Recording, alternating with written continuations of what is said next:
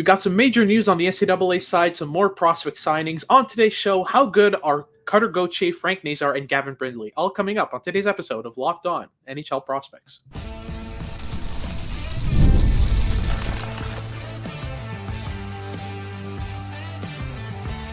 You are Locked On NHL Prospects, part of the Locked On Podcast Network. Your team every day. Hello, and welcome back to Locked On NHL Prospects, part of the Locked On Podcast Network, your team every day. On this podcast, we break down everything prospects related for you 5 days a week, Monday to Friday. I'm Hadi Kalikesh, joined by Sebastian High, and on today's show, we'll be breaking down the recent NCAA signings of, first and foremost, Cutter Gauthier of the Anaheim Ducks, who signed his ELC and will be joining Anaheim fairly soon. We'll also talk about Frank Nazar in our second segment, who actually scored his first NHL goal recently. We'll talk about his signing, his progression, and how he fits in next to Connor Bedard and whether that's a good idea.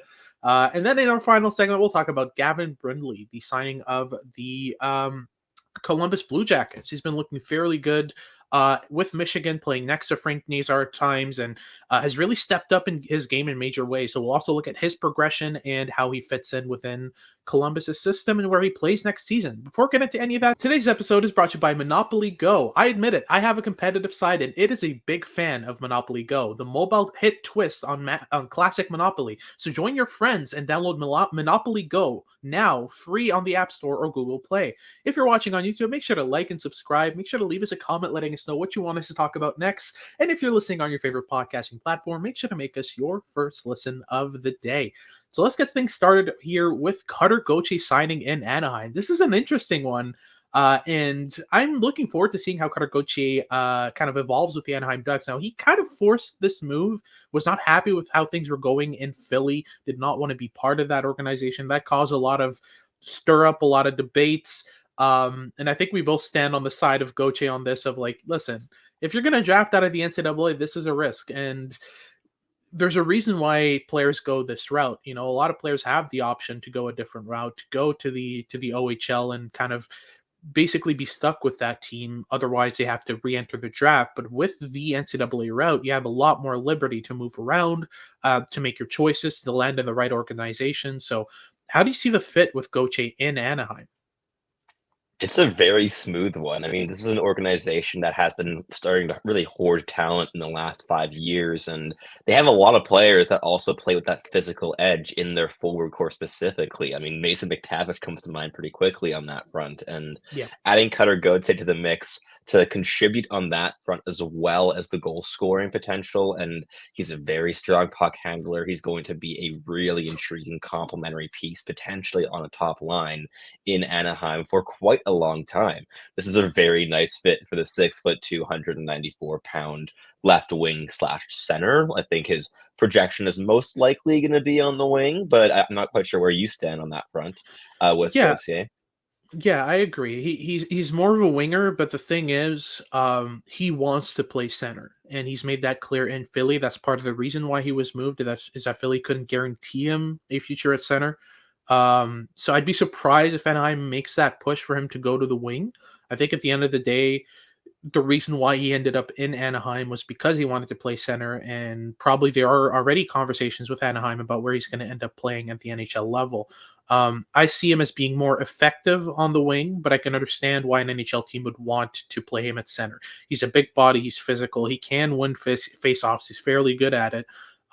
And he plays a decent. I mean, I've really liked the progression in his defensive game. He's constantly getting his stick in the right lanes, constantly making pushes to end up in the right spots. We saw it really well in the BC versus Denver game in the NCAA championship.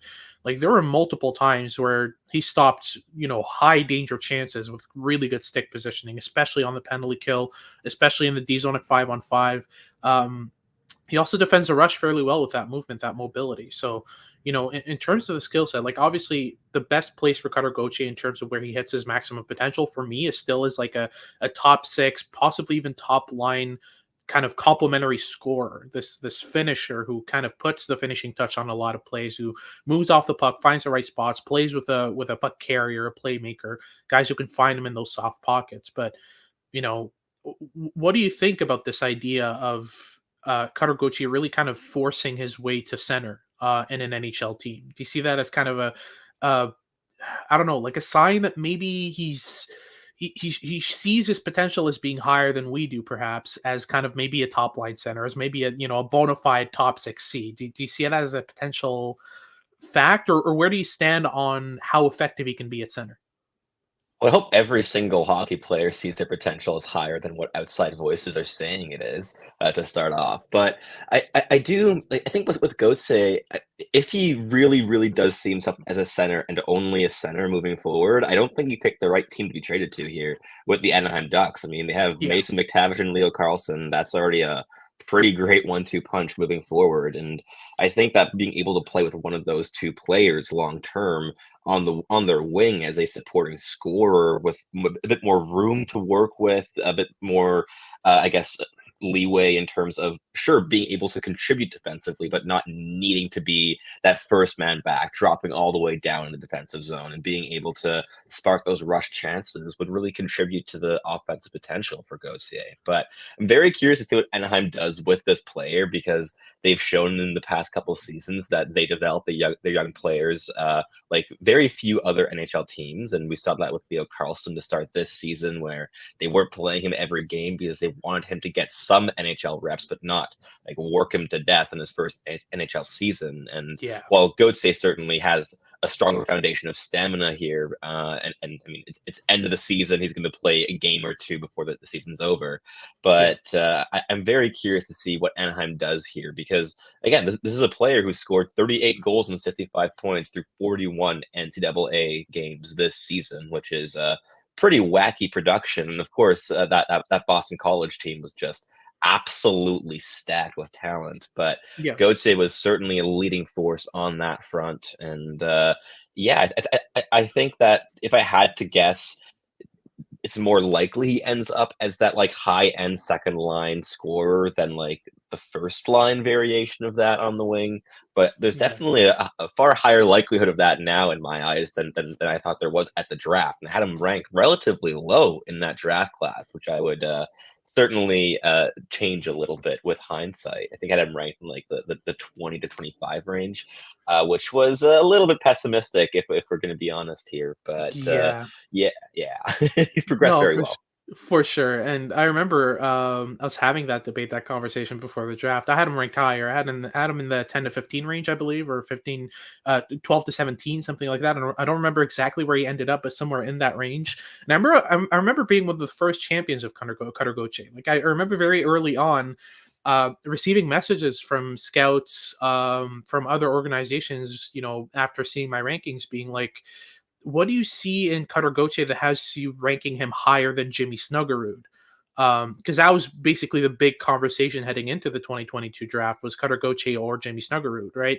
Um, between those two, who you pick. And for me, there was a clear gap, and it was mainly that consistent ability to just make himself really available to his teammates. Jimmy Snuggerud was a lot more of a puck carrier, a line breaker. Cutter Gauthier was your he had a bit more of that classic power forward element while still being able to kind of move off the puck and find soft pockets. And I like that combination of intensity, kind of power forward ability, and also that intelligence, that IQ, that soft skill to get in those small pockets. So for me, there wasn't much of a debate all year. And I saw a lot of the people that earlier on were kind of questioning the fact that Karagochi might be better than Jimmy Snuggerud. A lot of those guys actually texted me like around April, May, being like, "Oh yeah, no, absolutely, you're right," and that's why he ended up getting picked fifth overall by Philly. But the whole process was really interesting for Philly because, from their perspective, Carter Gauthier, gets on the stage, says, "Oh, I'm born to be a flyer." 2 years later, changes his mind, and obviously a lot changed in those 2 years in Philly, not just in terms of what Carter Gauthier, how Carter Gauthier developed, and how he perceived himself and his spot within the organization, but also within Philly, so much change. So that made it a lot more difficult for both teams to kind of see a path forward. But Yeah, I'm excited for to see sure. how yeah, One question I wanted to lob out to wrap up the segment was just like, what are your production like expectations for Gauthier next season in his full rookie season? Oh, I'd say 40 points is reasonable and realistic. I don't think he reaches the 50-60, especially if he's not starting off on the top line with the likes of Mason McTavish and Troy Terry and all those guys. But I feel like there is a path forward for him in a middle six to get those 40 points, especially if he's playing, second power play, possibly even second penalty kill. He certainly has a skill for it. So I'm interested to see how that progresses. But that wraps things up for this first segment. We'll get into the second where we talk about Frank Nazar, one of our personal favorite prospects, who scored his first NHL goal very recently. We'll get into that right after these messages from our sponsors at Monopoly Go. We've all been there, either as a player or a fan. It's the second intermission and the scoreboard is not looking good. You're feeling low. You're not sure if your team can pull out a win. And that's when you dig deep. You lift your head up and you say to yourself, it's time to get back in the game, pull off some bank heists, and take as much of my friend's money as I possibly can. That is right. This smash hit mobile game Monopoly Go lets you compete with your friends to get the most riches and the biggest empire. It's the Monopoly you love, but on your phone anytime, with tons of new twists, including leaderboards to compare your progress to your buddies. There's so much to do. You can play on countless dynamic Monopoly boards. You can make your friends bankrupt by smashing their landmarks with a wrecking ball, and you can charge other players rent for your iconic properties. You can even work with your friends to crack open community chests and in tournaments to get extra rewards and climb that leaderboard. So get back out there, put on your game face, and download Monopoly Go, now free on the App Store or on Google Play.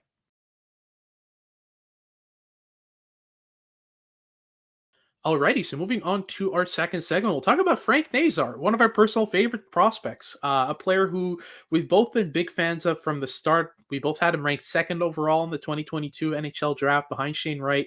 And yeah, he's been looking decent. He unfortunately missed a whole season with a major injury and surgery and that whole stuff, which kind of stalled his development a bit, but really stood out for me this year with Michigan as they made the Frozen Four, as they unfortunately lost in the semis to, what was it, BC? I think it was BC they BC. lost to, right? Yeah. And Frank Nazar was great in that game. I mean, heading into the Frozen Four, to start off the NCAA tournament, the between the legs pass he made to Gavin Brindley cross ice was just absolutely ridiculous. And it's just a glimpse of what he can do. This is a Showtime player. This is a player who steps up in big games, who scores big goals, who makes great plays, and has a skill set to do it. So, the fact that the Blackhawks picked him up at what, 13th overall in the 2022 NHL draft, like that was one Yep. of the best picks in the draft, in my opinion. And if it wasn't for that year he missed out, he'd be even better, in my opinion. But what's your thoughts on Nazar signing already? Because he could have waited out a bit more, played another year in Michigan, especially for a player who missed a whole year due to a surgery. It's what do you think of this?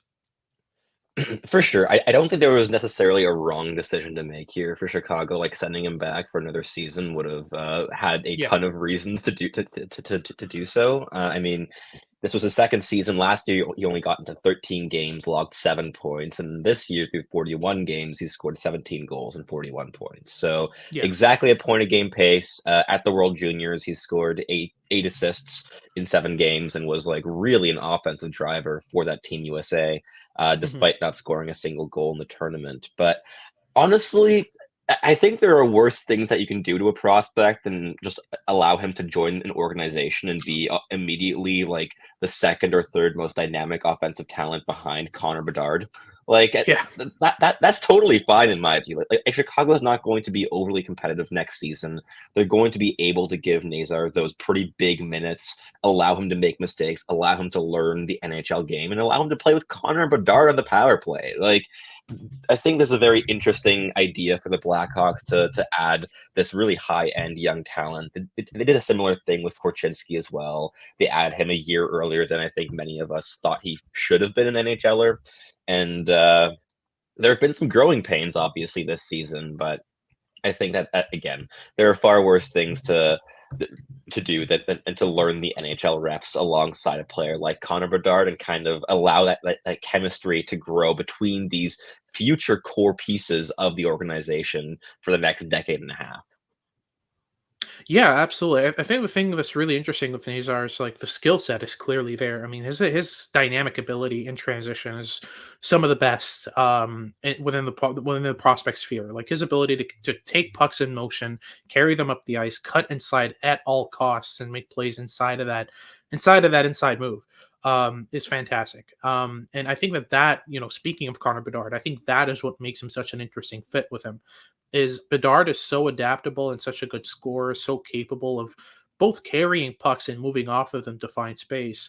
That playing with a player like Frank Nazar, who can also take a load of off his back in terms of puck carrying ability, in terms of creating dynamically off the rush, like that's going to unlock a lot of potential with Connor Bedard. And I'm curious to see who they match with them.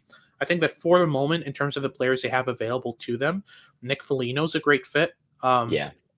A player who's going to be doing the dirty work, who's going to be going into those corners, winning those battles, getting off the wall, finding Nazar and Bedard in open ice. I think that's essential to their game. But moving forward, I think that it's really important, either in terms of the players they have in their system, or maybe this year within the draft, to add a bona fide puck winner, power forward. And that's where TJ Ginla comes in, isn't it?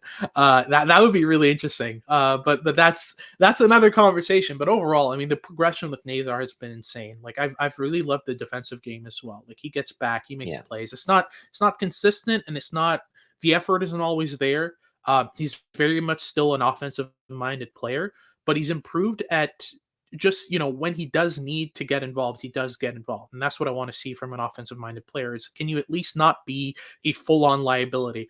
I'm looking at you, Matvey Michkov. But anyway, yeah, overall, like that fit just seems so natural and effortless, doesn't it, between Nazar and Bedard? It does, and I mean, the nice thing with Nazar as well is that he's so adaptable. He can play, like, at right wing or at center, like, both very, very well. He's played both roles, like, incredibly effectively over the past couple seasons, and, I think that, like, the Blackhawks are gonna have a lot of options, open to them, whether they wanna play him on his own line, or with Bedard moving forward, but I think, yeah, as you mentioned, he is so dynamic. He is just as capable a playmaker as he is a goal scorer, which is something that has grown a lot since this draft year, where he was like primarily the finisher on the line Mhm. and like a high end rush scorer. And those are still very great elements in his game, but he's been able to elevate the playmaking to almost match that skill in this season at the University of Michigan. So it's been a great development this season for Nazar, which has also been just wonderful to see after such an injury-ridden season last year as a D+1. So it's been great progression for him. He very much could have been sent back to Michigan. I mean, like the fact that like Rutger McGroarty got sent back as well, who is more refined in all three zones at this stage than Nazar is. Uh, Same thing with Brindley. Like all these three players signing was a cool option, but also being sent back would have been just as valid. And again, there are far worse things than to send players back for an extra year at a program as strong as the University of Michigan. But the Blackhawks clearly have a plan here with Nazar, and I myself am very excited to see what he has to do in the NHL as a full-time rookie next year. Absolutely. I mean, we're already seeing glimpses of that Showtime ability with that Iceman slick back the hair celebration after his first NHL goal. Like this kid's just money. He I feel like he exemplifies hockey culture in ways. Like just this really like daring, borderline arrogant, but really fun to watch type of player. And I like rooting for these guys. They're really interesting players, and oftentimes that arrogance is justified, especially when you're as skilled as he is. There are some instances where it's not, Cockiness. but yeah, Cockiness, exactly. yeah. That cockiness. I mean, it's a welcome thing. I think especially as players, especially as young players join the NHL and you're kind of shaking things up. We've seen it with Trevor Zegras, of course. Um, you know, Players who are willing to shake the game up, to walk in and take their space. I think that hockey has been missing that for quite a while, and it warms my heart to see that in prospects, recently. And I can't wait for Isaac Howard to make his NHL debut, because that's going to be even like that's another step towards that, which is going to be really interesting. But moving on, we're going to be talking about Gavin Brindley, Frank Nazar's teammate in Michigan. We'll get into his game, how his game has progressed, what he's added to his toolkit, and what the NHL fit is with the Columbus Blue Jackets and the plan moving forward. All of that and a lot more after these messages from our sponsors at Policy Genius. Life insurance is such an important safety net for your family, but trying to find the right policy is extremely difficult, especially if you're doing it on your own. It can be very time consuming as well, and take a lot of effort. And Policy Genius, as the country's leading online insurance marketplace, is a great way to get around that problem and get some assistance with finding the right policies for you.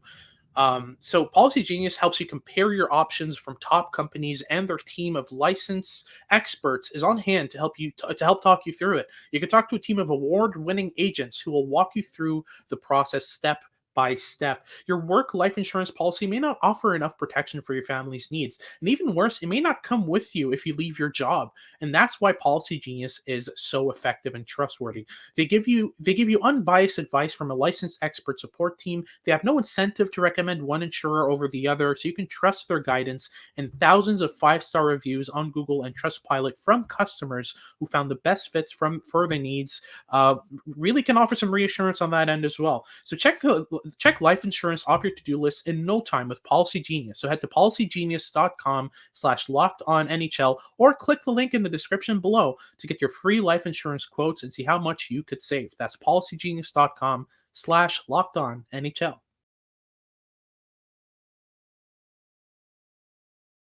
Alrighty, so moving on to our final segment, we'll be talking about Gavin Brindley, Frank Nazar's teammate in Michigan, and a great player.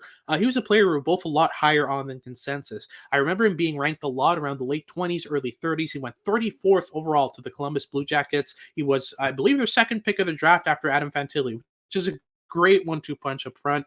But yeah, I think he should have gone a lot higher. He's a fantastic playmaker, an amazing defensive player. And that was clear since his draft year. The effort level, the intensity, the work rate was there. And that's exactly what I was looking for with smaller players. And what I still look for with smaller players is, can you compensate for your lack of size in ways that are effective? And Gavin Brindley absolutely does. He's undersized. I think he's still listed at 5'10", 5'11", something like that. 5'9", 168. Even smaller. Wow. Yeah. He's a rocket of a skater. Like, he just flies around the ice. His skating ability is fantastic. The effort level is consistent and constant on both sides of the puck. But I don't see him overdo it either, where he's overskating lanes, where he's just, pushing the play, taking himself out of position. He plays within structure really, really well. And I think that's what got him signed so early.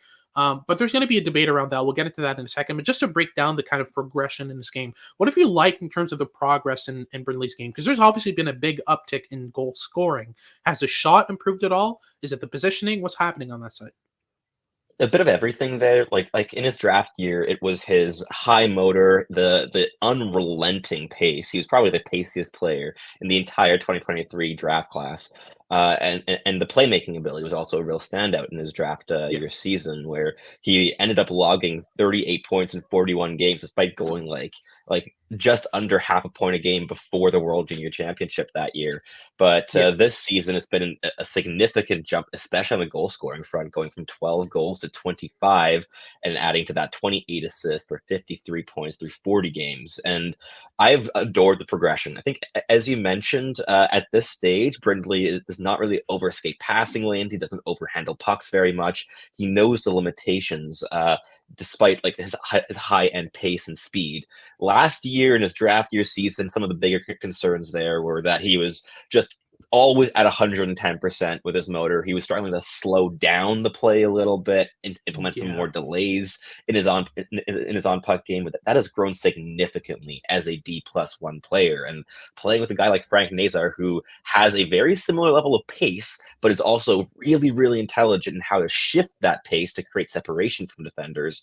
I think that was very helpful for Gavin Brindley in his development, to be able to learn from Nazar. But yeah, I'm very excited to see what Gavin Brindley can do in the NHL. His NHL debut is going to be tonight at the time of recording. It will already have happened by the time this is out, but very excited to watch that game, and even more excited to see what happens next season, because evolving alongside Adam Fantilli, who was his line mate for most of last season in their draft years, that's going to be a ton of fun. They're best buds, but also their chemistry and just complementary toolkits are just excellent on the ice as well. So I'm very curious to see how they develop, but Gavin Brindley is just such a highly intelligent, highly intense, and offensively dynamic player, both with and without the puck. And as you mentioned, the defensive game is another strength as well. There's a lot to like in this player, and he could have used another year in Michigan. I think I would have sent him back for one more season, but I'm not at all complaining to getting to watch him against NHL competition a year sooner. Yeah, and I'm especially curious to see how and when or if he ends up on the same line as Adam Fantilli. Like that's a combination that's worked in the past in flashes, and I'm really curious to see how that ends out in the NHL, because going from Frank Nazar as your center to Adam Fantilli is a big shift in philosophy and perspective and structure on in the offensive zone. Like Frank Nazar, really simple, just skate along with him, match his speed, and stay open. With Adam Fantilli, it's a lot more intricate. You need to move into space. You need to find pockets. You need to separate from defenders at the right timing, because a lot of what Adam Fantilli is going to do really well is off the cycle. He's going to collect passes along the boards and already have you in mind, so he's able to just fire a puck into the slot to you. And vice versa. You'll need to work around the boards in order to find him an open space. So the shift is going to be very interesting for me. But I feel like Brindley's good enough in both areas. He's a fantastic forechecker. He was one of the best forecheckers in the 2022 draft as a 5'8", $140 like winger. It was ridiculous. And yeah, I'm looking forward to seeing how he shifts his perspective moving forward, going from playing on the top line in the NCAA with Nazar to playing on the top line potentially in the NHL with Adam Fantilli. But that obviously also depends on how high up the lineup he ends up playing, because I see Brindley as a player he can plug on any line and he'll do a good job. Fantastic fallback game. Like, he will win pucks on the forecheck. He will out battle opponents. He will outskate them. And outthink them as well. Like, there's a high level of processing, pace, and energy with Brindley, which is a fantastic foundation for the rest of the game of his game. Even if he was like a Gabriel Eliason level stick handler, he'd still be effective, because the skating, the smarts, and the energy are there, and that's a fantastic foundation for a player. If you don't know, Gabriel Eliason is a defenseman available for the 2024 NHL draft, and a player we both have Catching a pet strays. peeve about. Yeah, he's catching strays, absolutely. But yeah, regarding Gavin Brindley, I mean, it's just there's a foundation there that makes him such a great just plug and play player on any line, that I understand the argument for signing him right away. Would I have sent him back for another year? Sure. I just think the Columbus Blue Jackets can't afford to be picky with what they do with their prospects, especially out of the NCAA.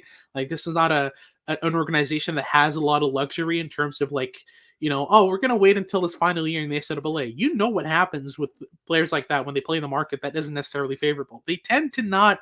I'm worried about, for example, Rutger McGorty, who also plays in the NCAA for Michigan, who's going back for another year to Michigan, and he's with the Winnipeg Jets, which, Pretty sure he grew up a Jets fan, though. Yeah. Like, genuinely. Did he? Yeah, I think so, yeah. Which is shocking, but... I did not know that information. But yeah, I'm curious to see how that develops with him. But like, overall with Brindley, like, what's really interesting is that you got a player who has the foundations to play in the NHL right away and will play in the NHL right away, which is fine. In terms of his progression, worst case scenario, send him back to the DHL half a year, kind of move him up and down if you need to. But Columbus has a lot of luxury with their wingers, right? Oh, they do. And I mean, they have so many wingers as well in their lineup, like ranging from the Kirill Marchenkos to the Kent Johnsons, who I think has been on the wing this season. I haven't watched too much Columbus this year for, I think, apparent reasons. But they have a lot of young wingers, and Gavin Brindley will add something that no other Columbus wingers really quite have at this stage, which is energy in spades, and energy, and forechecking ability, and on top of that, a pretty good toolkit with puck skills and skating ability, and a good shot, good playmaking. Like, there's so much to like with this player, and there's a very good reason that he's been a favorite of ours for about the last year and a half at this stage. So very curious to see what he's able to do at the NHL level. For sure. That wraps things up for today's show. Thank you very much for tuning in. If you're watching on YouTube, make sure to like and subscribe. Leave us a comment letting us know what you want us to talk about next. And if you're listening on your favorite podcasting platform, make sure to make us your first listen of the day. For your second listen of the day, make sure to check out Locked On Sports Today. They've got all your news and updates about what's going on around sports, all on a 24/7 news channel all over on YouTube. And make sure to tune in for our next episodes as we continue our prospects coverage for the month of April. This has been Hattie Kalikesh with Sebastian High, and we hope you tune in next time.